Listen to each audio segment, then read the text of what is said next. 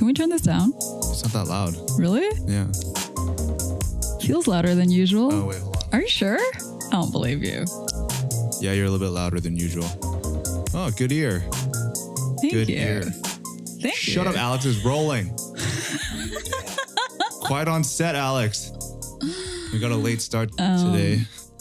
No one's fault. Well, yeah, it's Alex's fault. It's not really Alex's fault. He scheduled a call. Well, yeah, there's no way he would have known, right? It wasn't in the Google Calendar. Yeah, so that's our fault, especially as people who, we are like the biggest champions of the calendar and using tech tools, and we kind of let it go there. We're the ones that dropped the ball. How's it going today, Charisse? It's all right. I don't want to talk about the food poisoning. I don't want to talk about it, so let's not. Since I'm the one that's going to be controlling the editing process, we don't have to go into it, but I'll include that bit. Okay, I'll take it a little bit more serious. So yeah, I think the one thing that we've been working on recently has been how to, I guess, evolve or redefine the MAEKAN briefing. I guess in general news, right? Yeah. This is something that we've identified, and it's never that MAEKAN didn't want to do news. It was so much as how can we do it differently, or how can we do it in a way that we feel adds value rather than noise. And in the very beginning, all we focused on was like basically long form audio editorial, right? And it's gone. I think that in itself has sort of proven to be successful. But what is sort of the everyday interaction with MAEKAN? Like, I don't think there is really that opportunity for us to interact with people on a daily basis, all while knowing, hey, you know what? We come across a lot of cool things that we want to contextualize. We want to, share with readers, listeners, whatever it may be, right? I think what I think about is a lot of people do news. There are many places where you can find news. And so why should we also cover time-sensitive information when you and I consume a lot of that stuff elsewhere? What do we bring to it that is different? What value would someone get out of us covering that information? Yeah. And when I was kind of going to the drawing board, I was trying to figure out what are ways that we could do this differently. And I came up with this I'm proud of it, but it's also kind of stupid, this acronym called SPARC. SPARC. No. Originally. All right. Okay, fine. Originally, Eugene comes to us and he says, I've come up with this acronym, CARPS. Okay, cars, but with a P between the R and the S. A fish, like basically. Yeah, CARPS. And I was joking and I was like, maybe it should be craps. And then, who was it? Like Alex? No, it was me. Okay. I was like, oh, okay, fine. If you guys don't like that, let's go with SPARC. Yeah, which is the most positive sounding one. Yeah, so that means simplicity. How can you tell news in a way that just really cuts through everything, provides you what you need to know, a purpose? This is something that I think lacks a lot in news in creative culture in terms of, what is the purpose of this? Is it really just to, fulfill a business function of getting another click, right? Is there an angle to it? I'm going to come back to angle because I think it's something very interesting and worth exploring in greater detail. R for relevance. Is this relevant to readers? Is this relevant to the present or the future? And context. Like, what are the things surrounding this rather than just the actual act itself, but why is this important? So I think there's a little bit of overlap between those different points. But when it comes to angle, this is the one that is a little bit of a touchy subject because news inherently should be devoid of opinion or insight, right? It should be very objective. Yeah. So our take, though, is we're trying to find a way to ensure this has importance in your, to your daily life, right? So what does that mean? I don't really like the word. Not that I don't like the word news, but I don't like to call what we're doing as news because I do think of news as that non-opinionated, objective, this happened. Like, this is the thing that happened on this date involving this person, right? And like, we're not going to be the person who tells you that for the first time. Yeah, no, that's definitely valid. But I think that the general media landscape now is different in that if you don't have sort of this point of view, for better or worse, then you can't build a brand. If you can't build a brand, you kind of get lost in a sea of a ton or a million other media outlets. So that to me is critical. right? And it definitely is something that probably was not as welcome. I don't know, 5, 10. I don't even want to put a number on it, but I don't think it's something that was as welcome in the past. I think Vice does a good example of providing an angle or an editorial slant to their news. Like I think the Charlottesville documentary was, to me, the best representation of how media needs to position itself. Because I guess when you're coming up against social media, a publication can't beat social media for speed and for virality and all that stuff. But what it can do is collate all the different bits of information and provide meaning. And I think that's what the Charlottesville Vice documentary did. If you guys aren't familiar, it's a free documentary that Vice released that highlighted the Charlottesville protests and basically went in depth into the groups associated with it. And, you know, if I wasn't, I mean, over the course of those events, you could see what was going on, but you didn't really know what was going on because it was just like thrown at your face. You know, like you kind of needed to do the due diligence of weeding through it yourself. That's where media comes in, right? And it does the weeding for you, and it adds sort of a perspective, and it helps package the ideas for you. I think the thing that I want to keep in mind when we explore what doing other writing pieces besides the long form editorial looks like is to have an angle, but still be even handed and fair. I think having an angle can force a writer to have an opinion, sometimes when it's not necessary to be really strongly opinionated about something. So for myself, like that's what I want to be cautious of. Yeah. I mean, and what will this look like on MAEKAN? To be honest, like we'll start with the briefing, but I think the goal is to eventually bring what we learn in the briefing, which is currently a members only newsletter, bring that onto the site as well, so we can start exploring things on a more frequent basis. We'd love to get feedback from you as a listener or MAEKAN members in Slack about how you consume news, what you feel like is lacking in the media landscape, or how we can not be more of the noise that you feel like you have to cut through. If this is your first time tuning in, the way this works is that Eugene picks a topic from the last 2 MAEKAN briefings. I pick a topic from the last 2, and then we try and hash it out with each other, get some thoughts on those 2 topics. And today we are going to start with Eugene. Yeah, I'd be happy to kick things off for us, Charisse. All right, don't roll your eyes at me. Well, it's just because like they don't know that it's a pun. Well, they'll retroactively understand how funny it is. Okay, anyways, sure.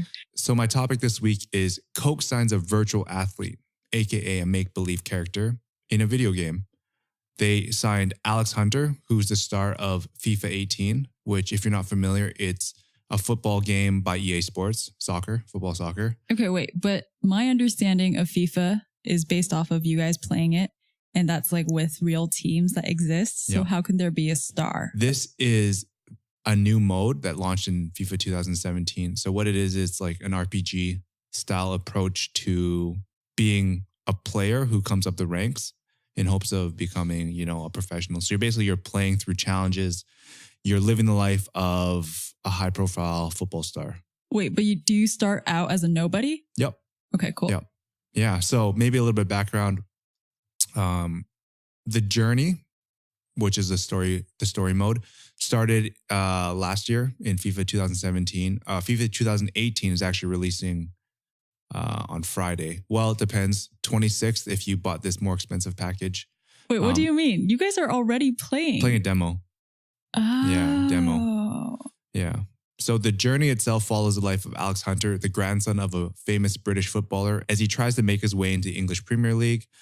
Despite being a virtual character, he signed a deal with Coca-Cola Zero Sugar, aka Coke Zero, depending on what part of the world you're in, which is the Splenda infused Coke. It comes in the black can. Oddly enough, this is not the first time Alex Hunter, the character, has signed a big contract, as Adidas signed him in FIFA 2017. Is there any storyline where you don't sign with Adidas or you don't sign with Coke? From what I understand, it is an achievement you unlock. So in FIFA 17, Alex Hunter managed to get 200,000 followers on Twitter, and somehow he was rewarded with a contract by Adidas. I actually have a clip. Feels like that's a false equivalency, but all right. I actually have a clip that I'm going to run right now and you guys can listen to it. Super Alex Hunter and the legends. Hey, Jim, how's it going? We're working. Oh, yeah, a little performance analysis. This won't take long. Never had that in your day, eh, Jim? These are sick. Woo. Which one's your favourite? So what's really interesting about this is that in a time and place when athletes are liable to fly off the chains, you know, get embroiled in some scandal. For example, you know, drunk driving is a big one, like Wayne Rooney recently, or drink driving as they call it in the UK. Yeah. Let's not talk about that. You made a face at me. It's drunk driving, drink driving. I don't know. We'll get Cody to explain. Tom from Breaks don't come to me at that. Yeah, we'll just have someone else to explain that. Yeah, they're virtually risk-free, right? The whole narrative is controlled, what they say, what they do. So what's interesting is that this is inherently a form of advertising, right? And usually advertising, it's usually not welcome. But in the context of a video game, I think it's welcome because it creates a sense of realism and authenticity to the game. Because the real life Premier League, football, world, etc., is full of brands and sponsors, right? It's massive, right? And like it's so different because for however long you've always had football kits that have had sponsors, and now they're selling sleeve sponsors too. And it's this massive segregation. It's like you can sponsor a training kit, but not be on, you know, the game kit. Actually, this is a perfect segue to a question I had. When you play FIFA regularly, do the kits reflect the actual kits? Yep. Like they have the same sponsors? Yep. That's so interesting. Yeah. Because NBA doesn't. I think it is interesting how in real life, who's a realistic football team sponsor? That would be like on a jersey. Emirates. Okay, so if Emirates is on airlines that team's jersey in real life, they can know that in FIFA they're going to be on those team jerseys as well. Yeah. So in a way, they're kind of like signing, or they get extra, or I don't know how to say this. Like it comes with the package of signing that team. Yeah, I wonder if they get paid off of that or like how that works. But anyways, what's fascinating is that for the longest time, the kits have always been walking billboards in football, right? Especially if you go to like South America, they're filled with ads. Whereas other sports like the NBA, even the inherent design of the jersey, right? You dedicate so much real estate to the team's logo and many times the number too, right? And there's no sleeves. And now there's like sleeve sponsors that are entering. So I was looking up, you know, branding done well in other video games.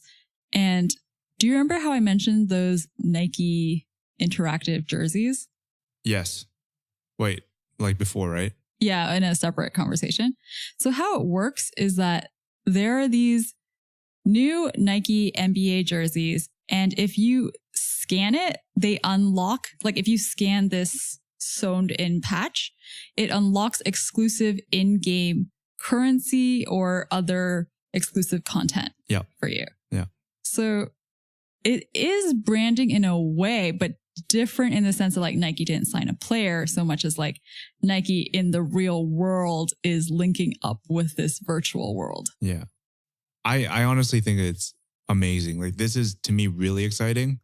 Not because like I get exciting over advertising per se, but I think that advertising done well and in an innovative manner like this, this is actually not really creating a massive wedge because it does have this value of authenticity, which I think I still remember back in the day when you'd play a video game that didn't have the proper licensing and they would always have like this bootleg like sneaker or something that you knew exactly what it was, but it was definitely not a brand thing. Yeah, it's so strange how that works where like... I don't remember when this started. I want to say like back in the day with Tony Hawk and they started introducing like skate brands. It might have been right around that era. Yeah, we're as players, like as video game players, we need those real brands to be in the game to feel accuracy. Yeah. You know, to feel reality. Yeah. Yeah, I mean, having brands in games is oddly satisfying. Like there's something about it. Like I know it's a video game but just to see things that are happening in real life, replicated in a game is, I don't know what it is, because you're also obviously creating these make-believe worlds, right? Like I would never play the journey mode on FIFA because I like playing against other people, whether it's like online or like, you know, when I do play online, I don't play online that often. But we should insert a recording of you playing with other people here, except that it would immediately make this podcast explicit instead of clean. Yes, you're right.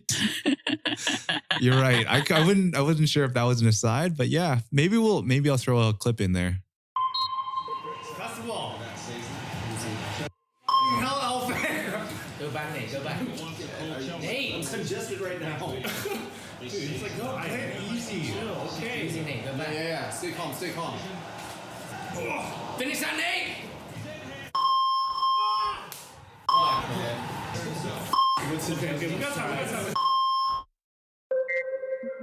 What do you think there is an area where this could encroach and be unwelcome in a video game setting? Is it just the frequency it appears, or? One reason I think it works so well for FIFA and NBA 2K is because the real life football, basketball worlds have a lot of branding and sponsorship in them. So that's part of the fabric of reality of those worlds.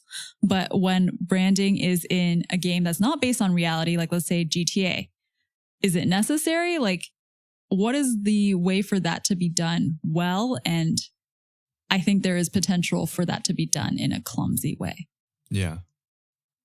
I think the frequency of it is what's going to ultimately be its demise. Actually, I do have an example of another brand in a video game that I think is really funny. Yeah. Have you ever played Final Fantasy? Yeah. Oh, I know. I'm familiar with it. Yeah. Okay. So Final Fantasy is weirdly obsessed with cup noodle. Yeah. Like, I don't know if I actually think it's because of something the video game creators like, but they did an entire mission based on cup noodle in the latest version of the game. Any food you make tastes better when you use good ingredients, right? Then, if you take something already delicious like cup noodles and add in the finest, freshest ingredients, what do you get? The ultimate flavor experience. So I ask you, Noct, what's your favorite ingredient? So I think that's doing things well, where it's not just like a person eating cup noodle, but creating gameplay around a brand, which I think is similar to like what happens with Alex Hunter, right? Like there is gameplay around this product. Yeah. If I was to kind of outline what are the value propositions of a video game that are in an RPG format, sort of like, because Final Fantasy is RPG. Alex Hunter's The Journey is RPG. Yeah. What do you think are the main takeaways from that? And, you know, I think that if you can identify those takeaways, that's how you can see if branding and advertisements are effective. I mean, I have an answer in my head. I want to know your perspective. The thing I'm thinking about is I think I already enjoy the brands Cup Noodle and Coke and Adidas to some degree. Should I say Adidas? Should I re-say that and say Adidas? No, that's fine. So I wonder how my RPG gameplay experience would be different if it was a brand that was unknown to me or I didn't think was particularly cool. And then would I feel like they had more value because they were in this video game that I chose to play? Or do I just approve of these brand sponsorships because I already approve of that brand? Do you know what I mean? It's kind of like the cart and the horse, like which came first? Or sorry, no, chicken and egg. Yeah. Yeah. Because I was thinking that when it comes to RPGs, you're obviously trying to create entertainment, but you're also trying to remove people from reality. Yeah. Potentially. And, you know, do it in an authentic way. Or, but, okay, you just said remove people from reality, but another RPG, you know, objective is to be able to engage in our current world in a different way, right? Like the Alex Hunter thing is a fantasy. Or like Half-Life or something. Right? Yeah. Yeah. Like in that case, you want the Alex Hunter storyline to be as real as possible because that's what people want. Yeah. Is to live out that dream in a way they can't. So, but I think RPGs are both, right? So like maybe, fantasy. So in that case, the advertising is important. The advertising element of, you know, Coke made a deal with FIFA for their inclusion in the game, right? And that's important to offer to players because being able to sign a sponsorship deal like that is significant to you as a video game player in fulfilling this kind of fantasy of being a big shot. Yeah. One thing that I do know has been interesting is like soon you could enter a space where, and EA Sports has done this actually with Nike, where they released a boot that was exclusive to the game or inspired by the game. That's cool. So fast forward to FIFA 19, Alex Hunter is still on a tear. He gets an exclusive signature boot with whatever brand, and all of a sudden that boot is available for sale. Like now you're really trying to like combine these worlds. I don't play NBA 2K, but my understanding is that the players wear the actual shoes that they wear in real life, like on court. You can do that in FIFA too. Okay. And it came out like as an announcement that Lonzo Ball would wear Big Baller brand for 2K18. Yeah. So that's interesting to me. But that's more like a feedback loop. Like that's more of a video game reflecting real world instead of like asking for money for advertisement.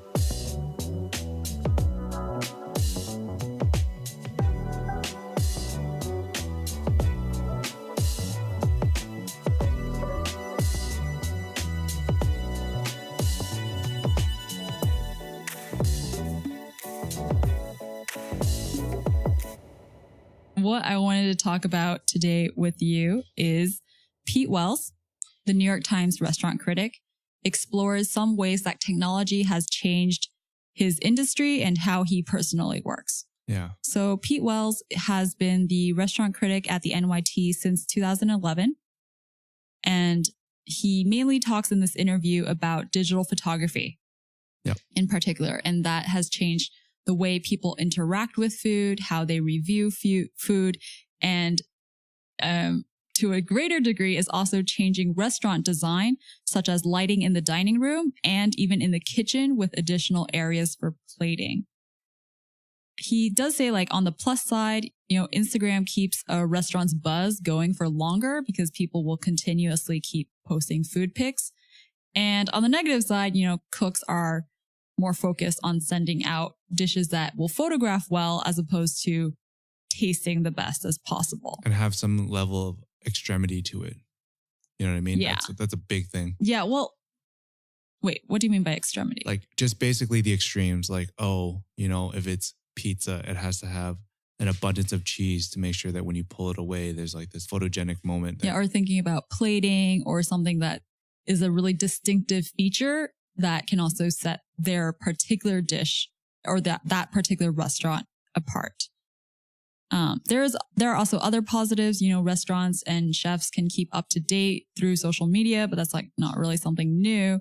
And he personally is able to take photos without, you know, anyone looking at him weird because it's so common. He used to have to sneak off to the bathroom to take notes. Yeah. And he also said that he used to have to steal menus because he had to like take notes on the food as opposed to being able to photograph each dish. Yeah. Which is kind of crazy.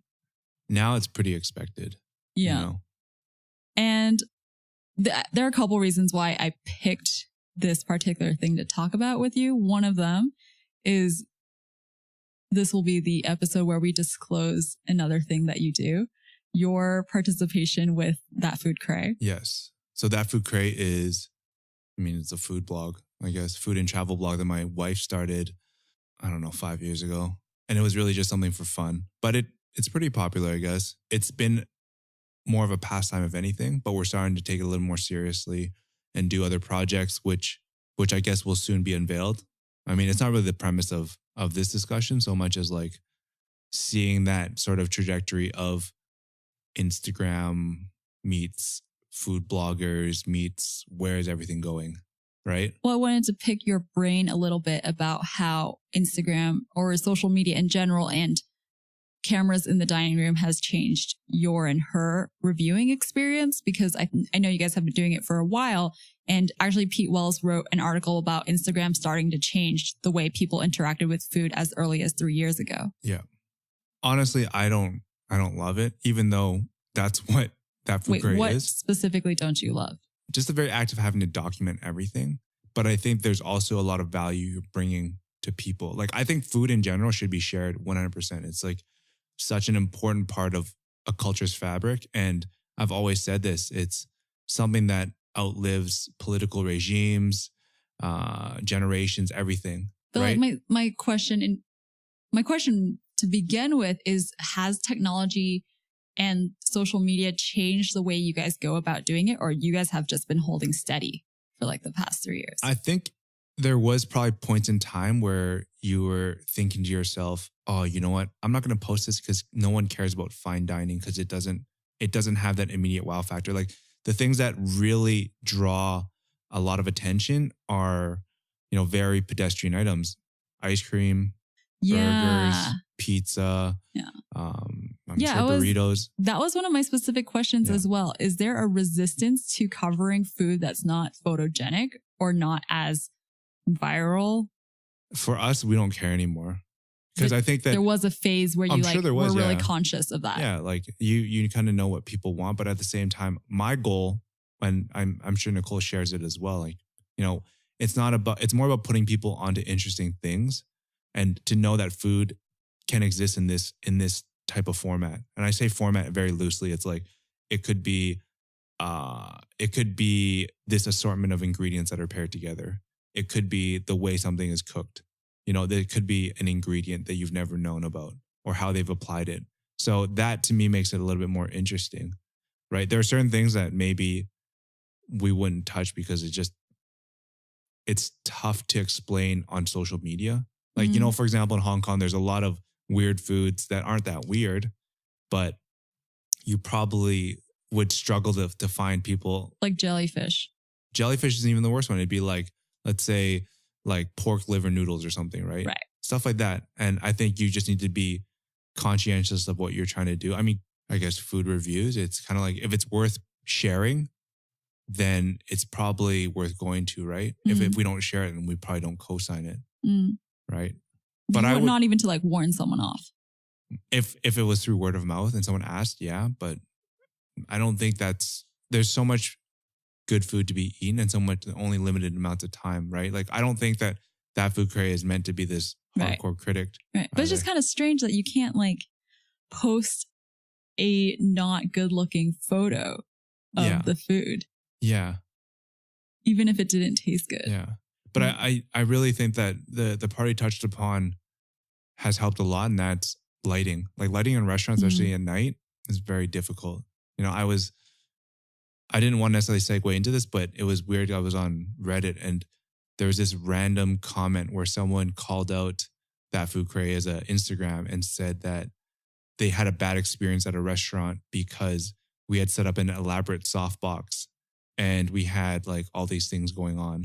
And it was really like, there's undoubtedly a moment where we were shooting photos. I don't know if I was there or not, to be honest, but there's no way there was a softbox there. Yeah. Right. And it was weird. It was like someone was going out of the way to put out these comments. But I mean, at the end of the day, there's no photos on that food crate that have a softbox. Yeah. Right. But I think that's interesting because like people still have a lot of reservation about people sharing food experiences, which is kind of what I think maybe it was just like the level of time spent with each dish and the photography aspect of it. Oh, I get what you mean now. So there is, like, but it is funny that comment on Reddit, it does strike me as strange. And I feel like someone just has it out for got haters out there. Cray, maybe put the hater shades on. Because I feel like food photography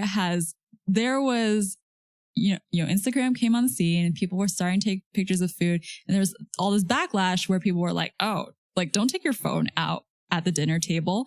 But now that's like totally over. Like people have grown completely accustomed, or in my mind, I thought people had grown totally accustomed to this thing now. Yeah. And that it wasn't a big deal. I know that there are some restaurants that are still like, photos, I mean, especially please. In Asia, it's even less of an issue, right? I mean, I don't have any problem saying this, but like Nicole and I, when we went on like a big birthday trip for her, we were in Spain and went to some really good restaurants, and no one was really upset with us at shooting photos. I mean, we weren't taking, 10 minutes to shoot something. It gets to the point where it's quite formulaic. I could see like, hey, you know what? If you're taking 10 minutes to shoot something because you don't have a good understanding of how to use a camera, which is fine too. Like maybe you're a beginner, that can ruin food.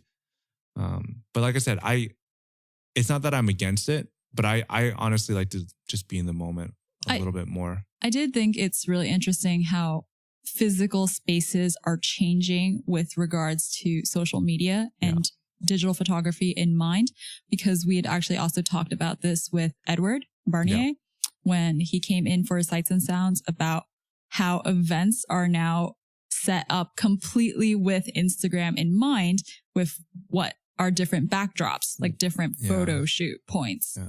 And so, what to take away. I don't know. I'm not exactly, I don't know how I feel about it, because I don't feel like it's an entirely negative thing. Yeah. Well, I mean, you're kind of figuring out what is the problem in and to itself you're trying to solve is how to get people to share about this event on social media, not like what is the deeper message. True. Like True. I was on Instagram yesterday and it was like some sneaker event.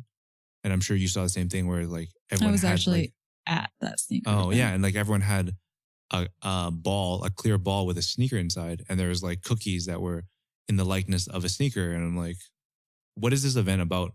I was like, is this event about the giveaways or like, you know, there was actually more focus on the social media takeaway stuff than it was on the actual event. Yeah.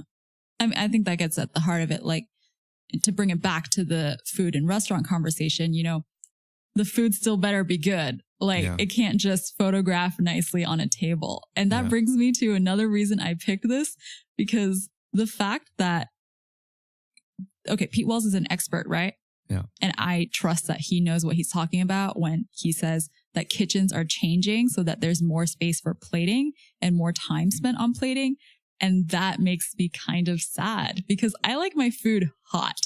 And what Pete Wells is saying is that cooks are thinking about dishes with the intention that, you know, this isn't going to be served particularly hot. And there's like going to be a bunch of lag time between like the completion of this dish and when it's on your table. It probably could be hotter, but yeah, I mean. I'm not saying like I want something scalding, but just the fact that like, okay, so a dish is completed, like it's been cooked. Finished, and then there's still plating. like this plating time, and maybe they think about, oh, you're going to take photos. So like, I'm not going to give you something that's super time sensitive. That kind of bums me out. He had this quote that I like. He says, great food is rarely static. As soon as it leaves the kitchen, it's changing. In general, it's getting worse. The souffle is sinking. The arugula is wilting. Yeah. And I think that's true. And I just I would hope that there are still chefs out there that don't let that prevent them from making those dishes, using those ingredients. Yeah. I think sushi is a good example as well. You have omakase, it's like it comes on in front of you and then you eat it. Yeah. Right. Yeah. And if you wait, it's different because it's changing. Yeah. Right.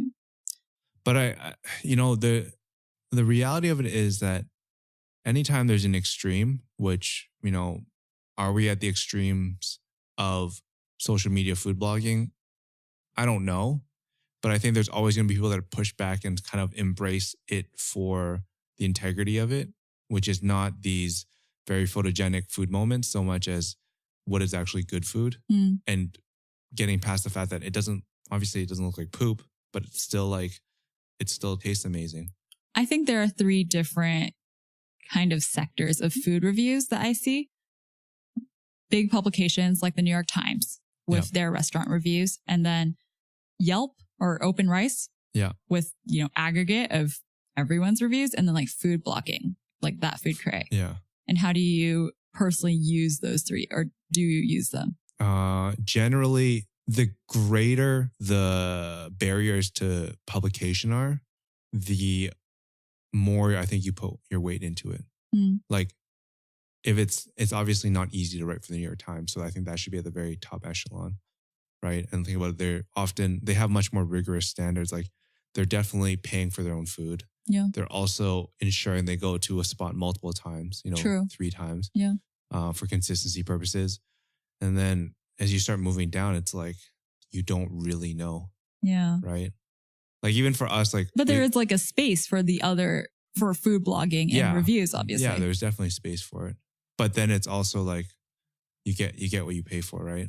I mean, we at That Food Crate, like, I'm sure if we wanted to, we could plan out every single meal of the day to get something for free, but I don't want to do that. Like, I think that compromises. I mean, there's food bloggers that do that, right? They'll be like, hey, you know what? I want to come to your restaurant and I will share this on social media, but you know, we don't really do that at all. Like, I'm sure you can count on one hand, like the number of opportunities that has come up, but you try to disclose it. Like, I would say in the past, like when it was more of the wild west, maybe we didn't really have a solid disclosure practice, but it's changing now.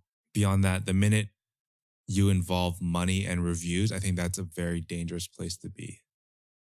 So that's kind of where we stand with that. Where I also wanted to take this conversation in a bit of a different direction from the article. So I don't know if you saw this in my notes.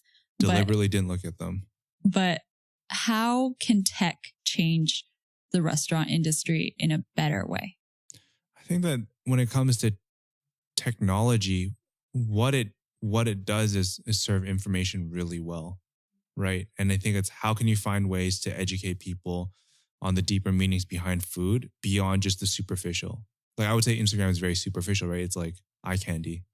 Like, how do you get people more involved, more educated? And I think that's one thing that'd be really dope is, I'm just making this up. Like, you literally put this on me and like, what happens with, you know, AR? I could put my phone over a dish and all of a sudden like, oh, you know, this beef is from this farm and they've been around for 120 years. This was grown there, blah, blah, blah. Like, I'm just thinking of ways you could interact with diners. There is already an AR food application, but I don't think it does what you're describing. Yeah, like, I mean, you could do that, right? Find a way to like incorporate, because what I think is really... Okay. Have you seen Portlandia? I haven't seen it, but I'm familiar with the show. Okay. There's a bit that I'm going to try and find the clip of. If you have any questions about the menu, please let me know. I guess I do have a question about the chicken. If you could just tell us a little bit more about it. The chicken is a heritage breed, woodland-raised chicken that's been fed a diet of sheep's milk, soy, and hazelnuts. Okay, this is local? Yes, absolutely. I'm going to ask you just one more time, and it's local. It is. Is that USDA organic or Oregon organic or Portland organic? It's just all across the board, organic. The hazelnuts, these are local? How big is the area where the chickens are able to roam free? I'm sorry to interrupt. I had exactly the same question. 4 acres. It's a farm that's located about 30 miles south of Portland. And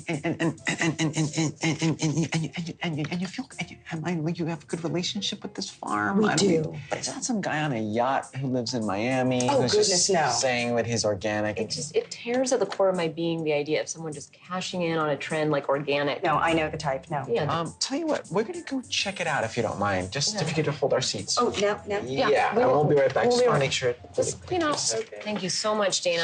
Sure. To me, food's greatest impact is the fact that it's obviously a primary need. Like, we need to eat. The fact that it's so rich in culture. And to that point, like I alluded to earlier, it's like it'll outlive political regimes, different generations, etc. And there's so many great stories in food that people often are missing. So I think, how can you find a way to use tech to present that? Yeah, actually, I kind of already came prepared with an answer and I sprung that one on you. Thank you for rising to the occasion. Because all day, every day. Pete Wells wrote this other article, more of an op-ed, not a review, like a month ago. And it's a wish list for new restaurants.